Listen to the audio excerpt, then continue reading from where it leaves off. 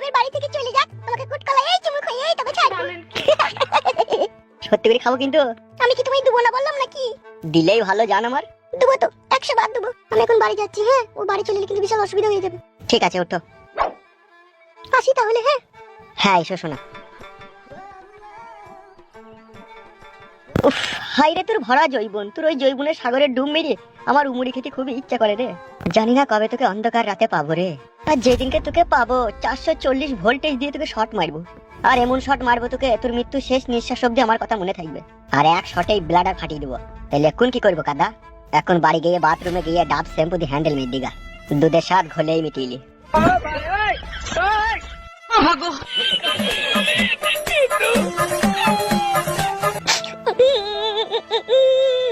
সকাল থেকে 3 বার সত্যি বললো।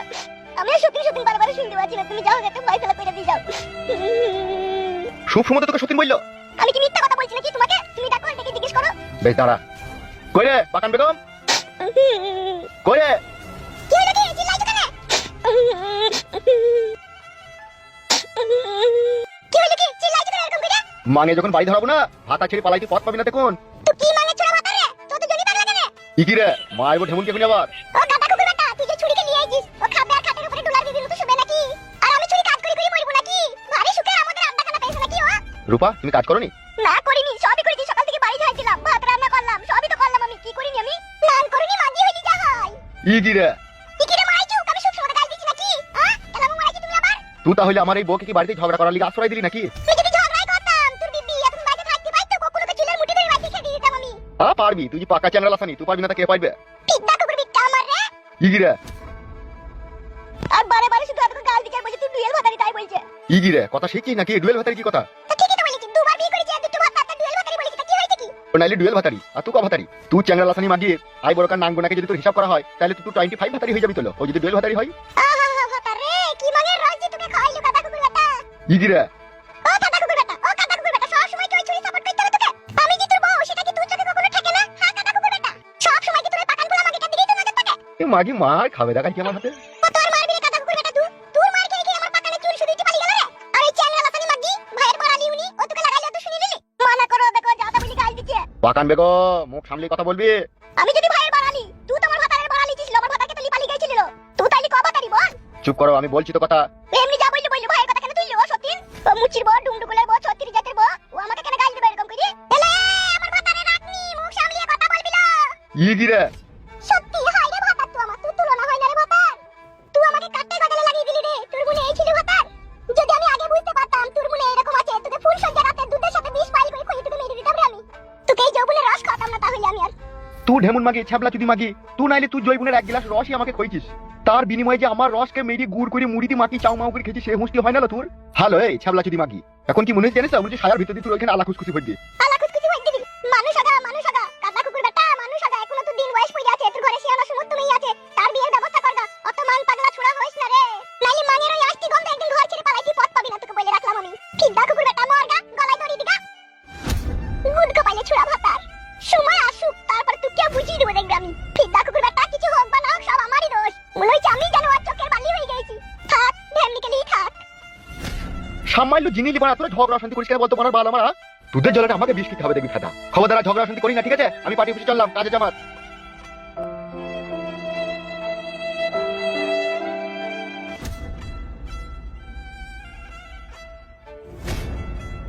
দেখ হামসাফার, তুই ফ্রেশ করে একটা কথা শোন আমার কাছে। আমার দিকে একবার তাকিয়ে দেখ তো। আমার জীবনে অনেক স্বপ্ন ছিল, আমি একটা ভালো সুন্দরী রূপসী লাবিটা যেন ফর্সা পারানি থাকে সেরকম বউ দিদিকে বিয়ে করব। কিন্তু কি হইলো? তার বিনিময়ে কপালে মারা। যে ডাল ধরছি সে ডালই মটমট মটমট করে ভেঙে গেছে। এই আজ পর্যন্ত আমি 64টা মেয়েকে ভালোবেসেছি। যে মাগিকেই আমি ভালোবেসে আপন করে কাছে ডাকছি, সেই আমার কাছে এসে সাধু সন্ন্যাসী সাইতে চাইছে। কেন ওইরকম হচ্ছে? কেন হচ্ছে? তার কারণ আমি ভালোবাসাটা বেশি করে দিয়ে দিচ্ছি, সবাইকে দিচ্ছি, আর আমার কাছে আসছে আর বলছে আমি ওইসব খারাপ কাজ করি না। তাই নাকি? হ্যাঁ রে মারা, হ্যাঁ। তাই সেই জন্য তোকে আমি বলছি, ওসব মেয়ে মানুষের লেতা জোবড়াই থাকিস না। আমার কাছে ফ্রেশ করে স্পষ্ট ভাবে কথাটা শুনিলে। ওই প্রিয়ঙ্কাকেই তুই বিয়েটা করলি গা এখন, ঠিক আছে? একটা কথা মনে রাখবি, যেই তোকে কষ্ট দিবে সেই তোকে সুখ দিবে, বুঝলি তো? বাপের বাড়া কপালি ছেলে। তুই ব্যাপারটা বুঝতে পারছি না সাদা কুকুর। প্রিয়ঙ্কা বাড়া মন থেকে আমাকে ঘৃণা করেছে, তাহলে কি করে কি হবে? ওহ, তোকে বাড়া বুঝি পারলাম না রে আমি। পায়ে হাতে ধরগা, ঠিক আছে? আর ওর বাপকে বুঝি বলগা, আর 2-1 বোতল মদ ফদ খাওয়াগা, আর 200-500 টাকা ক্যাশ হাতে ধরিয়ে দেগা, দিয়ে রাজি করাগা। এতই যখন উপকার করছিস তুই, তাইলে একবার আমার সাথে চ, বুঝি বল দিবি।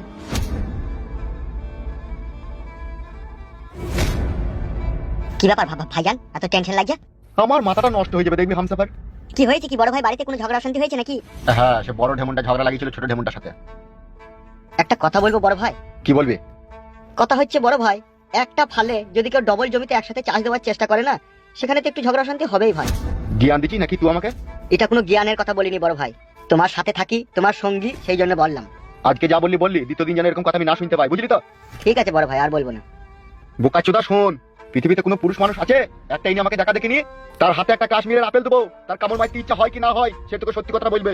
শুনেন বড় ভাইজান, কামড় মারতে ইচ্ছা হবে, কিন্তু তারপরেও সে বলবে ইচ্ছা হয়নি, বুঝতে পেরেছো তো? বুঝা এনে ডগ কপালিটাকে বুঝা, যে পুরুষ মানুষের মনে নারীর জৈবনের নেশা একবার ধরেছে তা সে কোনোদিনই ছাড়তে পারবে না, বুঝলি তো? কি আর বলবো বড় ভাই, সে উপর দিয়ে থুতু ফেললে নিজের গায়ে পড়বে। আপনি করছেন আবার আপনি বলছেন। তুই গারল পাটা বলে তোকে বুঝিয়ে বলতেছে, তোর গায়ে যদি মানুষের চামড়া থাকতো না তাহলে এরকম কথা আর বলতিন না। তুই তো জানিস ভাই বোকাচোদা আমার একটু মাগির নেশা আছে, তা তোর আবার বলা কি দরকার? হ্যাঁ, আর কপালি চোদা বেশি বুঝে গেছে মনে হচ্ছে। বড় ভাইজান ওর কথা বাদ দেন, ও ছোট ছেলে, ও সব বুঝে না এসব ব্যাপার। বুঝিয়ে দিবি ওকে সময় পেলে। সে বুঝিয়ে দেওয়া হবে বড় ভাই, ও নিয়ে কোনো চাপ নাই আপনার। বাড়ার বাল, সব সময় যদি কেউ কাটা খাই নুনের ছিটি মারে তাহলে ভালো লাগে বল? আমি নুনে ছিটি মারলাম? কি করে বলছেন আপনি ভাই? সব সময় মানুষের সব কথা ভালো লাগে না, বুঝলি তো? আমি এখন একটা বিশাল টেনশন আছি। তার থেকে বড় টেনশন আপনার কাছে এসে একটা হাজির হয়েছে ভাইজান। কি বলছিস হামসাপা তুই? ওই ফালতু যার বউকে আপনি বিয়ে করেছেন সেই ছোড়াকে আমি এখনই দেখলাম। না মিচ্ছি করিয়ে। মিথ্যা করে নয় ভাইজান, সত্যি করে। কি হলো ভাইজান, কি ভাবছো? ও সুরের বাচ্চা এখন কোথায়? এখন কোথায় আর থাকবে ও, সেটাই তো বোঝা মুশকিল। ওকে যেখানে পাবে টাইনতে ছেচুতে আমার কাছে লিয়ে আয়। ঠিক আছে বড় ভাইজান, তাই হবে।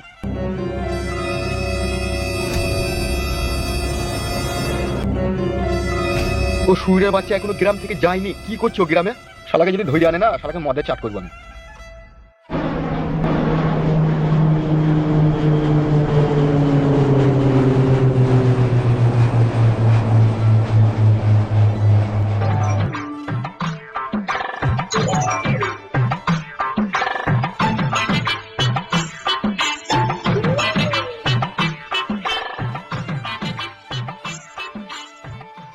কিরে, কাল তো তুই রাত 8টায় বাড়ি আসবার কথা ছিল, তা তুই সকালে এলি? সব এই কপালের পাক, বুঝতে পেরেছো বাবা? সে কি রে, কপালের পাক মানে কি হয়েছিল? সেই রকম কিছু না বাবা, যে প্লেনটাই করে আমি আসছিলাম তার তেল শেষ হয়ে গেছিল মাঝ রাস্তায়। তার রাতে আর তেল ভরা হয়নি, ভোরের দিকে তেল ভরে আমাকে সকালে নামিয়ে দিল। ও, সেই জন্য দেরি হলো। বৈশাখী কোথায় বাবা, তাকে তো দেখতে পাচ্ছি না। কি আর বলবো বাপ তোকে, ছেলে হোস না ওই জন্য সব কথা বলতে পারি না তোকে। কেন বাবা, কিছু হয়েছে? আসলে সত্যি কথাটা কি জানিস তো বাপ, রাগ করিস না জানো কথাটা বললি আবার। না না বাবা, এটা আবার আগের কি আছে তুমি বলো। তোর বইয়ের চাল চলন মতিগতি আমার ভালো লাগে না। Anything wrong? সেই রকমই ভাব। তাই নাকি বাবা? দিনে 2বার পাল্লা যাবে, 3বার 4বার করে ড্রেস পাল্টাবে, তাহলে তুই বল সে বৌমায়ের মতো বাড়িতে থাকবে? সে ওরকম করে কেন? এই যে তুই বিদেশ থেকে বাড়ি এলি, তার তো বাড়িতে থাকার দরকার। তাহলে বাড়ি থেকে হুটহাট করে সে এখানে ওখানে বেরিয়ে যাবে, কাউকে কিচ্ছু বলবে না। আবার আমি কিছু বলতে গেলে আমাকে বলবে বাবা আপনি বকছেন কেন, আপনি নিজের কাজ করেন। তাইলে ওগুলা কি বৌমায়ের পরিচয় বল? এরকম জিও করছে, তুমি আগে বলনি কেন ফোন করে আমাকে? আর বাপরে বাপ, শোনা আমার কোনো বাপই চাই না তার নিজের ছেলের সংসার ভেঙে দিতে। তাই আমি তোকে এই সমস্ত কথাগুলো বলিনি, ঠিক আছে? এবার তুই বাড়ি এসেছিস, ফলো রাখবি, দেখবি, তারপরে তুই নিজেই বিচার করবি। ঠিক আছে বাবা, এরকম যদিও করে থাকে তাহলে তো আমি দুই ধারের এক ধার করেই ছাড়বো। এখন মাথা গরম করিস না, আগে দেখ বুঝ শুন, তারপরে যা ভালো বুঝবি করবি, বুঝলি তো? এখন তুই ঘরে যা, একটু বিশ্রাম কর যা। যার জন্য আমি বিদেশে গিয়ে টাকা পয়সা ইনকাম করে তার সুখের জন্য এত কিছু করছি, আর সেই যদি রং রস করে বেড়ায় তাহলে কি সেটা সহ্য করা যায় বলো? সেটা তো যায় না রে বাপ, সেটা তো আমি বুঝি, কিন্তু বৌমাজি বুঝছে না। তার এখন ভরা যৌবন উতলি পড়ছি, সেখন দামড়া সার খুঁজে বেড়াইছি, বুঝলি তো? বলছি বুঝলে আবার রাগ করিস না জানো। তোমার কথা যদি সত্যি হয় বাবা, ওর গায়ে থেকে চামড়া আমি খুলে নেবো, বিট লবণ মাখাবো, বুঝতে পেরেছো তো বাবা? আমিও এক বাপের ছেলে। ঘরে যা ঘরে গিয়ে বিশ্রাম কর যা।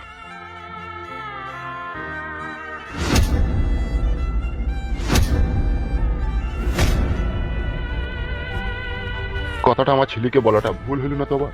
কি করবো আমি, যেটা সত্যি সেটা তো বলতেই হবে। না বললে তো দিনের দিন সাহস পেয়ে যাবে, ওর তো হিম্মত বাড়তেই থাকবে। ও তো আরো নোংরা কাজের সাথে জড়িত হবে, তখন মান সম্মান ইজ্জত নিয়ে টানাটানি লেগে যাবে। আব্বা তুই চলে এসেছিস বাপ, আয় আয় আয়। ভালো আছে তো আব্বা? হ্যাঁ বাপ আমি ভালো আছি, আয় আয় আয়। দি খবর কি রে বাপ, শোনা ফালতু বাড়ি বিক্রি হয়ে গেল? এই দেখো আব্বা পয়সা। বাহ বাহ রে ফালতু, বাহ বাহ। তুমি এখনই চলো আব্বা ফুটুর কাছে। অত চিন্তা কিসের, সন্ধ্যেবেলায় যাবো, এখন আমার ছেলে বাড়ি এসে। তাই নাকি আব্বা? হ্যাঁ, তখন ওই ঘরে চো। এসো।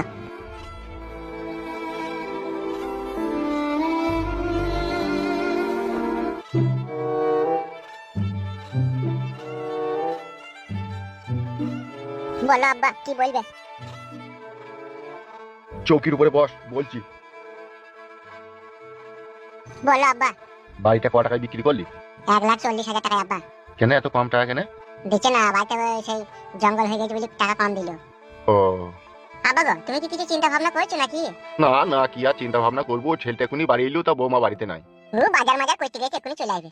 না রে, ও বাজার যাবার নাম করে বিশাল কিছু করে, সে আমার কাছে সব খবর এসে। আব্বা গো, তাহলে এটা কি করবো বলো? তুই কি বলছিস, টাকাটা দিয়ে আসবি বলছিস নাকি? হ্যাঁ, তো সেই জন্যই তো বাড়ি বাজলাম, ফটাস করে বাড়ি বাজলাম, ফটাস করে আবার কাজে লাগিয়ে দেবো। তাহলে চো, টাকাটা ফুটুকে দিয়ে আসি আর মেয়েটাকে বলে আসি, চো। চলো আব্বা। ঠিক আছে, চো।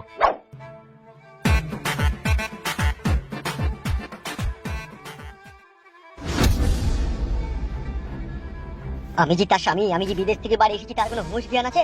এখনো বাড়ি আসার কোনো নাম ঠিকানা আছে তার? বাবা তাহলে কথাটা মিথ্যে বলেনি, নিশ্চয়ই কার সাথে কোনো সম্পর্ক রেখেছো। আমি যে বাড়ি আসবো সে তো ভালোভাবেই জানে, কিন্তু আমার বউ এখন কোথা, ভাবতে হবে, নাইলে হবে না। যেখানেই ও থাকুক, আজ বাড়ি এলে একটা ফয়সালা করবোই আমি। ঘরে ভাতারকে রেখে দিয়ে ও কার সাথে কি করে সেটাই ওকে জিজ্ঞেস করবো।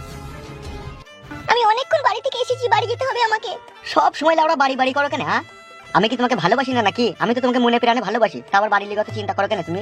বুঝো না কেন তুমি? আজকে আমার স্বামীর বাড়ি আসার কথা আছে। তোমার স্বামীর প্রতি যখন তোমার এতই দরদ, এতই ভালোবাসা, তখন আমাকে কে ভালোবাসতে বলেছিল তোমাকে? কি আর করবো বলো, সবই ভাগ্যের দোষ।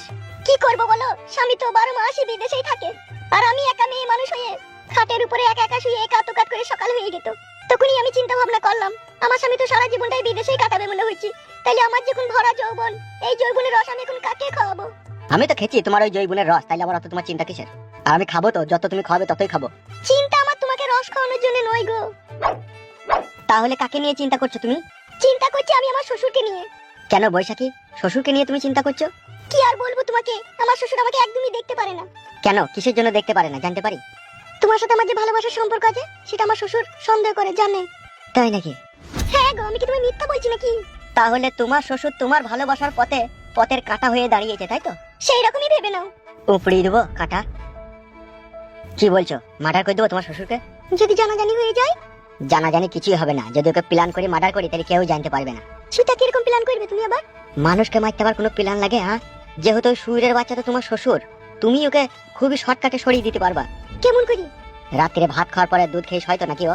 হ্যাঁ, প্রতিদিনই 500 করে দুধ খায় কাটা কুকুর একটা। তাইলে ওই কাদা কুকুর বেটাকে দুধের সাথে বিষ খাই দে, না থাকবে বাঁশ, না বাজবে বাঁশুরি। তাইলে পথের কাটা সাফ হয়ে যাবে, আর তোর আর আমার ভালোবাসাটা আরো মজবুত হয়ে যাবে। আর তোর স্বামী তো বাড়িতে থাকে না, ও তো 6 মাস 9 মাস পর একবার বাড়ি আসে। আমি এই বাড়িতে সবসময় রাজ করবো। কি বলছো জান, আমার প্ল্যানটা তো ভালোই। সবই তো বুঝতে পারছি, কিন্তু কেউ জানতে পারবে না তো যে আমি দুধের সাথে বিষ পাইল করে খাইয়ে দিয়েছি? কে জানবে? কেউ যদি না দেখে কে জানবে? জানবো তো তুমি আর আমি। একবার চিন্তা ভাবনা করে দেখেছো তুমি? কি? তোমার বাড়িতে তুমি আর আমি একা, রাত 10টার পরে কেউ কোথায় নেই, দরজা জানলা বন্ধ, তুমি আর আমি জামা কাপড় খুলে কি খেলাটাই না খেলবো। চিন্তা করার দরকার নাই, তুমি যেইভাবে বলবে সেইভাবেই তোমাকে দেবো। সরিয়ে দাও তোমার শ্বশুরকে, মেরে দাও শুইরে বাচ্চাকে। লাস্টটা পোস্টমর্টম করার সময় যদি পুলিশ প্রশাসন জিজ্ঞেস করে কিসের লেগে তোমার শ্বশুর বিষ খেয়েছিল, তখন কি উত্তর দেবো? তখন কি উত্তর দেবে? তখন তুমি পুলিশ প্রশাসনের কাছে বলবে যে আমার শ্বশুর মশাইকে আমি ঘরের ভিতরে উলঙ্গ অবস্থায় একটা মেয়ের সাথে শারীরিক সম্পর্ক করতে দেখে ফেলেছিলাম, সেই জন্য আমার শ্বশুর নিজে নিজে আত্মহত্যা করেছে লজ্জাতে। এত জ্ঞান বুদ্ধি নিয়ে রাত্রে কি করে ঘুমাও তুমি? ঘুম তোমার রাত্রে আসেই না, শুধু ইচ্ছা করে তোমার ব্লাউজের বোতাম খুলে মধু খেতে। এত খেয়ে মন হচ্ছে না? মন হচ্ছে না জান, খোলা খামারি করে খেতে ইচ্ছা হয়েছে। বেরো ঢামনা চোদা মরদ। বাড়ি যাবো, আমি অনেকক্ষণ এসেছি। তুমি কাছে থেকে চলে গেলে না, বুকের ভিতরটা কিরকম আনচান করে। আর একটু থাকো, শোনা দিয়ে যাবা। তোমাকে যতই দেখি ততই দেখতে ইচ্ছা হয় আমার। ফেদা, মনের আশা মেটে না, তোমাকে যতই দেখি তাও মেটে না। সত্যি এতই ভালোবাসো তুমি আমাকে? শুধু তোমাকে ভালোই বাসি না, তোমার ওই কুট কলাই চুমু খেতে যাই আমি। আমার বর এবার বাড়ি থেকে চলে যাক, তোমাকে কুটকলা এই চুমু খাইয়ে তবে ছাড়বো। সত্যি করে খাবো কিন্তু। আমি কি তোমায় দেবো না বললাম নাকি? দিলেই ভালো জান আমার। দেবো তো, 100 বার দেবো। আমি এখন বাড়ি যাচ্ছি। হ্যাঁ, ও বাড়ি চলে এলে কিন্তু বিশাল অসুবিধা হয়ে যাবে। ঠিক আছে, ওঠো। আসি তাহলে। হ্যাঁ হ্যাঁ, এসো শোনা। উফ, হাই রে তোর ভরা জৈবন, তোর ওই জৈবনের সাগরের ডুব মেরে আমার উমুড়ি খেতে খুবই ইচ্ছা করে রে। জানি না কবে তোকে অন্ধকার রাতে পাবো রে।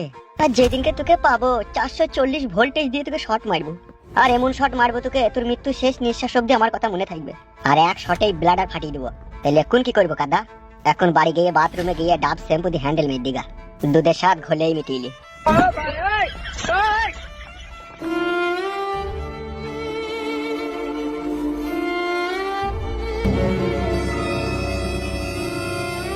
কি গো, তুমি কখন এলে? তুমি কোথায় গিয়েছিলে এতক্ষণ? আর বলো না, আমার বান্ধবীটার এই 2 দিন থেকে শরীর খারাপ, তাই তাকে দেখতে গিয়েছিলাম। আমি হয়তো ভেবেছি তুমি বই মিথ্যা কথা বলছো নাকি তুমি? মিথ্যা কথা? তোমাকে কিসের জন্য গো? তুমি আমার স্বামী, তোমাকে কেন মিথ্যা কথা বলবো আমি? এখন বুঝতে পারছি বাবা ঠিকই বলেছিল, মেয়েরা গিরগিটির মতো রং পাল্টায়। এখন তার প্রমাণ পেয়ে গেলাম। কি আজে বাজে উল্টো পাল্টা কথা বলছো গো তুমি? চলো ঘরে চলো। এই ঘর এখন আমার কাছে আর ঘর নাই, এই ঘর এখন আমার কাছে জাহান্নাম হয়ে গেছে। কেন? কিসের জন্য তুমি এরকম কথা বলছো? বুঝো না কিসের জন্য বলছি? কি বুঝবো? কিছুই তো বুঝতে পারছি না। তুমি তো কখনো কোনো সময়তেই বাড়িতে থাকো না, বাড়ি থেকে বেরিয়ে গিয়ে তুমি কি করো? কে এসব আজে বাজে কথা বললো তোমাকে? কে বলেছে সেটাও জানো না? না জানি না, বলো। কি হলো? চুপ থেকে গেলে যে? বলো কে বলেছে এসব কথা? কেন? তোমার শ্বশুর মানে আমার বাবা বলেছে। ও তাই নাকি? এতক্ষণে বুঝতে পারছি ও আমার উপরে প্রতিশোধ নিতে চাইছে। কিসের প্রতিশোধ নিতে চাইছে বাবা তোমার উপরে? আজকে তোমার মা মারা গিয়েছে 14 বছর। তুমি তো বিদেশে পড়ে থাকো আর আমি একা একা ঘরে শুয়ে থাকি। তোমার আব্বা কত বড় চরিত্রহীন, তুমি শুনলে তোমার শরীরের রুয়া শুধু কেঁপে উঠবে।